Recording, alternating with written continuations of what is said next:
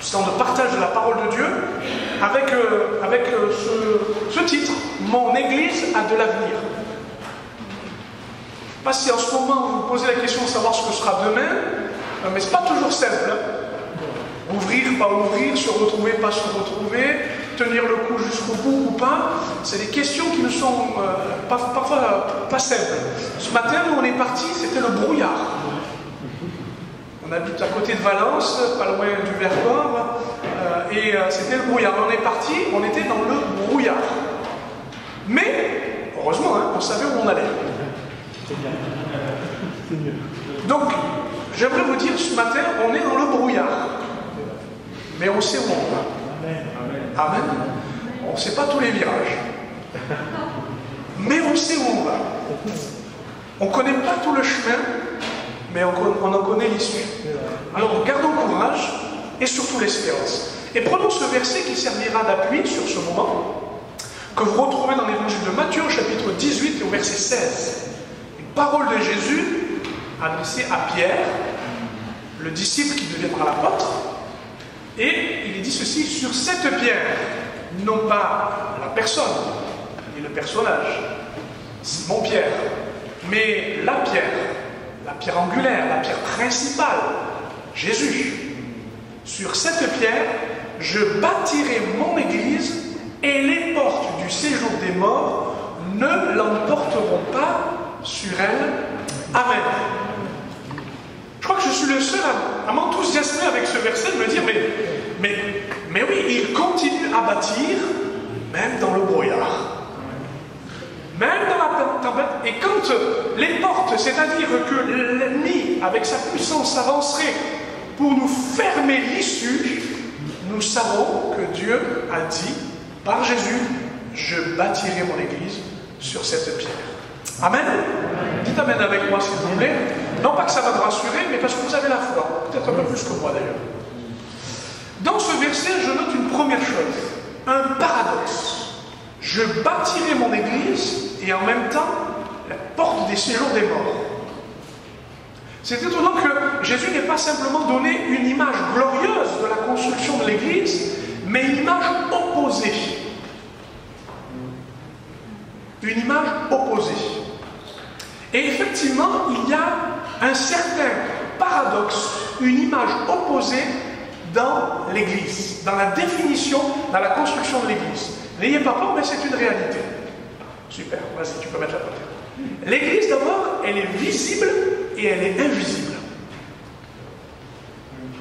Comment vous faites avec ça? Elle est visible parce qu'aujourd'hui, là, j'ai mes lunettes, d'ailleurs, ceux qui ont du mal à... Je vous vois. Vous êtes l'Église. Et vous avez vu, on peut se trouver, quel que soit le lieu, et on est très reconnaissant d'avoir ce lieu. Ce matin, vraiment béni d'être dans ce lieu. Mais on peut se rassembler et on est l'Église visible. Et puis il y a l'Église invisible. Celle que peut-être le confinement nous a donné à réaliser. Que nous étions chacun chez soi et pourtant ensemble encore un peu. Parce que nous faisions partie de la grande Église. Et il est dangereux parfois de se focaliser sur un aspect en oubliant l'autre. On peut très bien être tellement dans son église locale qu'on peut devenir dans une église bocale.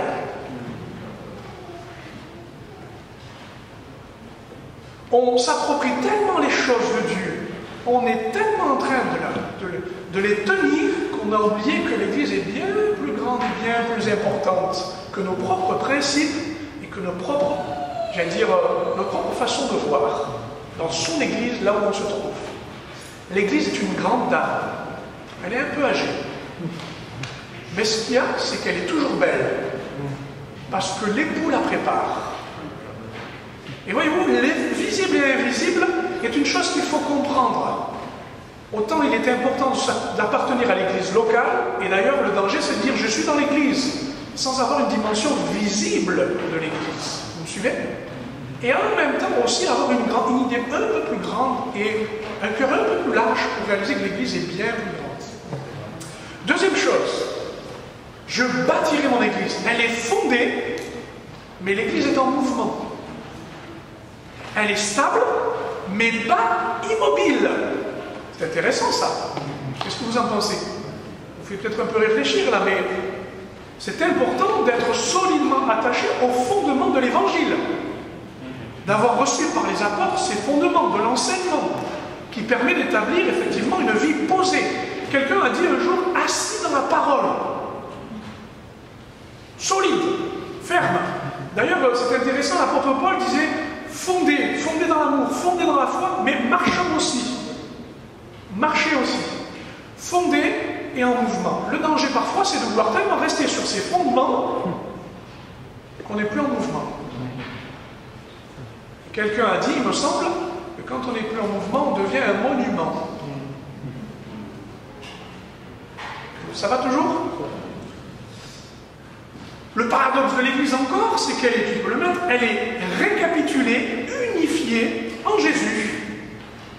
C'est la tête. Tout est ramené à lui. Mais elle est aussi diverse par les membres qui la composent. Elle ne peut pas être uniforme, mais unie à Christ. Et le danger parfois, c'est de vouloir absolument retrouver dans l'unité la même forme. Tous ceux qui sont des vrais spirituels portent une cravate rouge. Et par ce code, on pourrait permettre de dire, toi tu es de Christ, toi tu ne l'es pas. Vous avez compris que c'est une caricature. Si vous avez une cravate rouge aujourd'hui, soyez bénis, je ne vais pas vous... Il faut avoir le chignon, je ne sais pas, des codes dans lesquels je ne veux pas, surtout pas blesser ou offenser quelqu'un dans sa conscience, mon but n'est pas là, mais nous nous rendons compte que parfois, diversité nous ferait peur en nous imaginant que en fait, on se sépare les uns des autres. Non, puisque nous sommes tous récapitulés, ramenés à Christ en étant un, comme il est un dans le Père. Vous vous rappelez peut-être du détail de l'histoire de Joseph, du cadeau que son père a pu lui faire. Vous vous rappelez du vêtement qu'il lui a donné? Allez, je vous interroge un peu. Bon, vous ferez la même chose quand vous entendrez, vous verrez l'enregistrement, mais vous vous rappelez du vêtement? Comment était ce vêtement? Derrière vos masques, vous pouvez le dire, je vous entendrai. Multicolore, bigarré, plusieurs couleurs. C'est intéressant, hein? Il ne nous a pas dit, il avait une espèce de vêtement de toutes les couleurs, on ne comprenait rien du tout. Non, il nous a dit que chaque couleur était les unes avec les autres. Et elles formaient le vêtement. Je pense que c'est exactement aussi ce qu'il faut comprendre de l'Église, récapituler, ramener à un qui est Christ, mais aussi dans sa diversité. Je n'imagine pas l'Église être juste avec des personnes âgées. Et je veux dire, parce qu'on a les chants qui nous plaisent, parce qu'on a le programme qui nous plaît, c'est l'Église qu'il faut. Ou inversement, bien évidemment, que des jeunes, avec la musique qu'il faut, le programme qu'il faut. Cette diversité, elle est essentielle. Parce qu'elle est un paradoxe pour le monde. Et elle est une réalité dans l'Église. Ensuite, elle est réalisée en Jésus. Jésus accomplit dans l'Église ce qui est parfait. Et pourtant, nous devons toujours être en projet. Toujours pouvoir mettre devant soi ce que Dieu veut réaliser. Je bâtirai mon Église. Il y a un futur. Nous savons qu'elle sera appelée, interpellée d'abord, et puis appelée ensuite à le rejoindre. Celui qui vient dans les cieux. Mais pour que cet accomplissement ait lieu, il faut que les projets de l'Église puissent avancer. Et enfin, je ne voudrais pas m'arrêter trop longtemps, le temps est limité. Elle connaît aussi les plus difficiles oppositions et confrontations, mais ne cesse jamais. L'Église est confrontée sur sa doctrine, elle est confrontée sur ses mœurs, elle est confrontée sur sa philosophie, elle est confrontée sur son éducation, elle est confrontée à chaque fois. Pourquoi? Parce que c'est Jésus que l'on vise. Il ne s'agit pas de vivre en paranoïaque ou en extra spirituel pour dire à chaque fois que j'ai un problème, eh bien c'est parce que je suis dans l'Église, mais de se dire que à cause de la parole qui est prêchée et aussi à cause de ce qui est annoncé, l'Église se trouve devant des oppositions majeures. Alors, dans ce paradoxe, il y a des dangers, j'en ai parlé quelques-uns, on va les voir ensemble. Le premier, c'est quand l'Église n'est plus sur son fondement. bousculée, renversée, eh bien, elle veut trouver un autre appui, une autre certitude, et elle risque à un moment donné de prendre un mauvais fondement. Ou sinon, par exemple, le danger, c'est quand justement, j'ai parlé de ces paradoxes, quand à un moment donné, elle refuse à un moment donné de faire les efforts de consécration, et qu'elle devient le temple de l'individualisme, de la consommation, du divertissement, de l'égocentrisme. C'est « fais-moi du bien, Seigneur ». Il a le droit, hein, il le fait. Mais pourquoi faire? Pour que la bénédiction nous mette en bénédiction pour les autres. Vous savez, il y a des rois et il y a même des patriarches de l'Ancien Testament, ils se sont un peu perdus. Notamment, je pense à Abraham, il a voulu planter des arbres pour de l'agrément. Il a dit, je veux m'installer là, je vous fais grâce des textes. Mais Dieu ne lui a pas demandé ça, il lui a demandé de prendre possession des lieux en les parcourant par la foi. Vous verrez qu'Akab, dans son impiété, a tué un homme pour qu'il récupère sa terre afin de planter un potager. Mais Dieu n'a jamais demandé à un roi de faire ça, de s'approprier les biens pour sa propre jouissance. L'Église n'est pas là pour son propre plaisir, son propre réalisation, pour son propre rayonnement, pour ses propres certitudes. Elle est là parce qu'elle se met en sacrifice. Une bonne odeur pour Christ, afin que tout individualisme, tout orgueil, tout sentiment de consommation, eh bien, soit enlevé, et pour que Christ soit placé au centre. Enfin, je dirais que son danger, quand elle ferme ses portes aux autres, elle permet au séjour des morts de s'ouvrir. C'est triste, hein? Mais le repliement sur soi, c'est le danger de devenir un cimetière pour les saints. C'est dur ce que je dis, mais c'est vrai. Je voudrais avec vous dire que notre Église, votre Église, mon Église, elle a de l'avenir parce que c'est celle que Jésus veut bâtir. Et s'il y a bien un paradoxe dans l'Église et une menace, ce n'est pas simplement les portes du séjour des morts, ce n'est pas simplement les glissements, les erreurs, c'est nous-mêmes. Entendez cela par la voix de l'Esprit qui parle. Je ne cherche pas une culpabilité nouvelle, un travail, j'allais dire, qui vous amènera peut-être à en souffrir. Pas du tout. Je cherche en vous la réponse que Jésus a dit. Bâtis avec moi l'Église. Parce que c'est moi qui veux la bâtir. Alors j'ai deux questions pour donner un avenir à notre Église. Est-ce que l'Église s'ouvre aux autres? Est-ce que vous voulez une Église qui s'ouvre aux autres? Et ensuite, est-ce que vous voulez une Église qui est la vôtre? Selon le principe de l'appartenance. Je vais vous le dire sous deux autres formes, avec deux points, j'irai assez rapidement, si tu veux le mettre, s'il te plaît. D'abord, l'ouverture à la compassion. Il y a quelque temps de cela, j'ai vu une chose assez remarquable. J'ai vu un homme adossé à une église, quelle que soit sa dénomination, etc. Adossé à une église, à côté de la porte d'entrée, il avait aligné ses bières, les bières qu'il avait bues, et il était 10 h du matin. Il était adossé à un mur, devant l'évidence de ce qu'il était, et la porte à côté était fermée.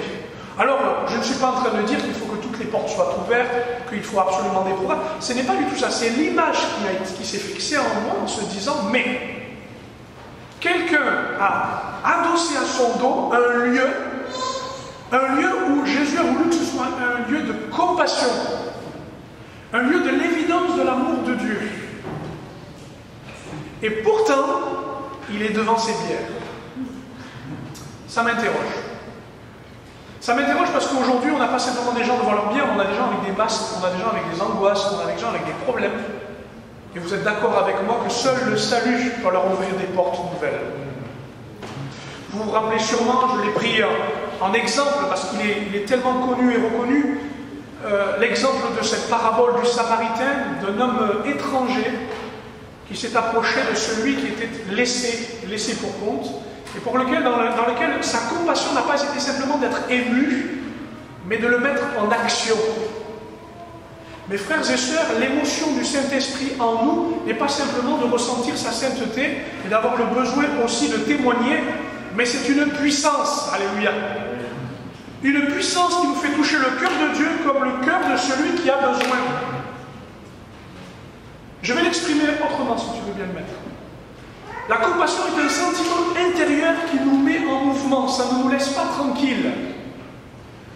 Ça allume un feu, ça tiraille les entrailles, ça nous oblige. En voyant cet homme, c'était comme un appel non pas à être encore un évangéliste, mais à me dire mon Église a besoin de faire connaître la compassion de Dieu. Je ne vous parle pas de rêve, je ne vous parle pas d'idées, je vous parle de quelque chose qui vient à l'intérieur de vous et qui vous remue les entrailles. Je suis sûr et certain que quelques-uns, vous l'aviez connu. Et vous avez peut-être besoin non pas de voir un enfant bien frais, mal nourri pour être à nouveau ému et du besoin de donner ou d'aller. Ce n'est pas cette émotion dont je cherche. C'est celle de Dieu qui nous dit la douleur, je te la communique par ma douleur. Et le partage de douleur fait qu'une connexion se fait avec celui qui a besoin. C'est un sentiment. Mais j'aime vous dire aussi que la compassion, c'est une capacité de Dieu. À ressentir, à comprendre que ce que l'autre vit, eh bien je peux lui mettre à son niveau. Nous avons des compassions différentes. C'est intéressant, hein? Parce que nous avons reçu de Dieu des choses différentes qui nous permettent d'être à la hauteur. Certains ont une compassion pour les enfants, et quand ils parlent aux enfants, ils se baissent dans l'écran. Parce qu'ils se mettent à la hauteur des enfants, au vocabulaire des enfants. Et certains ont une compassion pour des générations différentes, pour des blessures différentes. Non pas parce qu'ils les ont simplement vécues dans leur passé, mais parce qu'ils les ont reçus de Dieu comme une capacité. Je prends souvent cet exemple lorsque mon épouse m'a offert la guitare de mes rêves. J'étais allé dans un magasin, j'avais toutes les guitares, je suis redevenu comme un enfant. Et on en a essayé quelques-unes. Et je n'osais pas les toucher, et c'est le vendeur qui l'a... Et puis, il en a pris une, il a joué, tout ça, ouais. Et puis il en a pris une. Quand il a joué, eh bien, il avait amplifié, toutes les guitares se sont mises à résonner. Il me dit, vous voyez, elles sont en sympathie. Ah, c'est ça, c'est que la vibration a mis en vibration les guitares. C'est un phénomène physique, hein, il n'y a rien de magique en ça. Ça voulait dire que le son était de qualité et que la résonance était belle. C'est celle-là. Une capacité à vibrer de la même vibration que l'autre. Et à le faire vibrer, à lui faire passer le message de la compassion. Ça va? C'est aussi une force, quoi qu'on ressente beaucoup de faiblesse dans la compassion. Comment je vais porter ça? Comment je vais aider? Comment je vais payer pour y arriver? Mais le Samaritain ne l'a pas porté sur son dos, il l'a mis sur sa monture et ensuite il a été l'idée de l'aubergiste. Mais il avait au moins la force de refuser ce qui se passait et de créer un changement. La compassion. Enfin, la compassion, c'est un acte. Ça finit par des actes. Qui témoignent d'un Dieu qui s'implique pour les autres. Il n'y a pas de petite, de moyenne ou de grande compassion. Il n'y a qu'une compassion qui conduit à des actes. Actuellement, la compassion de certains nous permet de dire que certains étudiants ne tombent pas dans la déprime parce qu'ils mangent dans une famille. Ça n'a l'air de rien. Mais ce petit geste peut aider quelqu'un à rester dans ses études et à se rendre compte de l'amour de Dieu.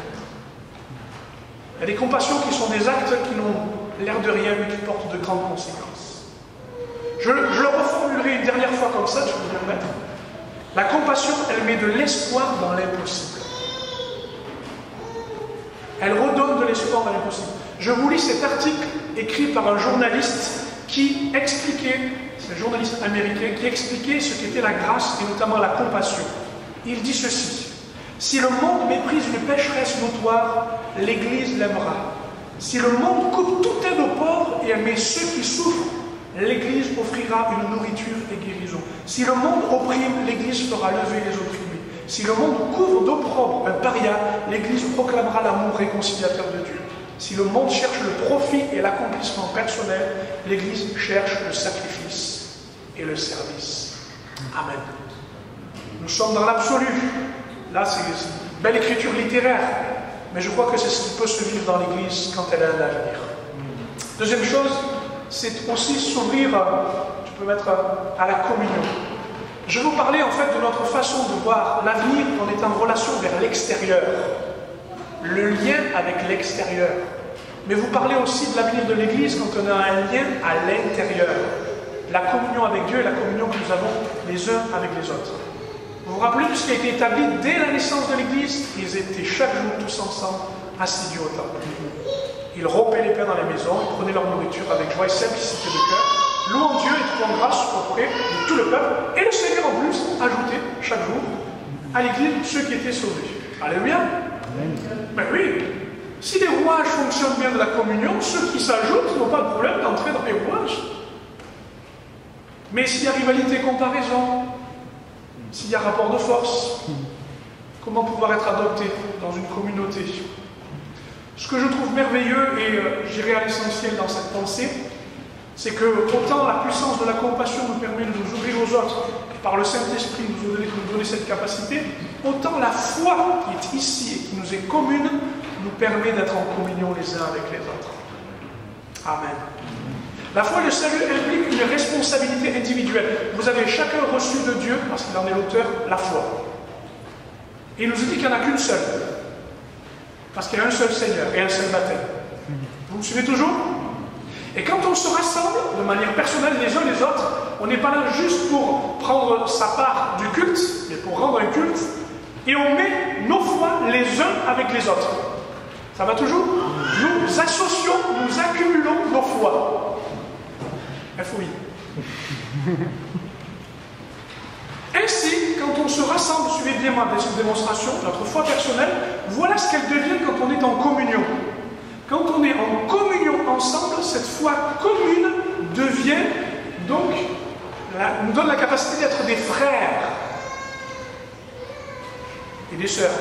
Pardon, j'ai oublié de mettre quand même des sœurs. Eh oui, c'est la foi commune. C'est le fait d'avoir cru en la même chose et en la même personne, au même résultat, que nous avons une foi commune.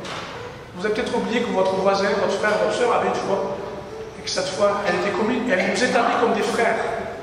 La foi aussi, elle n'est pas simplement là, il faut dire, elle est au fond de mon cœur, elle est un fondement, elle est aussi pratique. Et vous pratiquez votre foi, puisqu'en venant ici même, vous apportez votre offrande, vous donnez votre louange à Dieu, vous accomplissez un service. Et cela fait de vous des serviteurs. Une foi commune pour être des frères, une foi pratique pour être des serviteurs. Et votre foi elle peut rester pratique. Elle s'exerce de manière pratique, la foi. Et elle vous rend, comme chacun, un sacerdoce, un service pour Dieu. Je suis allé un peu vite, mais il était nécessaire. C'est aussi une foi qui est transmise. Elle s'entend, elle se voit, elle se goûte au travers de ce que vous êtes. Et elle fait de vous des témoins. Vous vous rendez compte que notre communion n'est pas simplement le fait de dire on est bien ensemble, ah c'est chouette, on a passé un bon culte, mais elle renforce le fait que nous soyons frères et sœurs, parce que nous appartenons au même Dieu. Elle implique chacun dans un service, parce que nous sommes en communion. Et enfin, elle restitue à qui veut l'entendre la lumière qui brille, parce que nous sommes de ceux qui voulons recevoir la lumière, par une foi qui est transmise. Alors oui, mon Église a de l'avenir, et j'aimerais reprendre les parties de ce verset pour en faire une conclusion. Sur cette pierre, dira Jésus. Ma question est la suivante pour conclure. Avez-vous compris que la fondation de votre vie est aussi celle de l'Église? Si elle tient bon, vous tiendrez bon aussi. Pour vous que vous restiez attachés à l'Église. Parce qu'elle est posée sur la pierre, qui ne disparaîtra pas. Il dit ensuite, je bâtirai. Rendez-vous compte que vous pouvez apporter autant qu'elle vous apporte. Et que cela aussi fait partie de l'avenir de l'Église. Et en conclusion et en résumé, je dirais enfin, mon Église. Quelle est donc l'Église que vous voulez voir dans votre avenir? Moi, je l'ai définie ainsi. Une Église simple. Imparfaite. Enfin, peut-être pour moi ici, ma valeur surtout. Active. Efficace parce que axée sur les gens. Parce qu'elle veut voir Dieu agir. Amen. On peut se compris ensemble en gardant dans nos cœurs ces quelques paroles.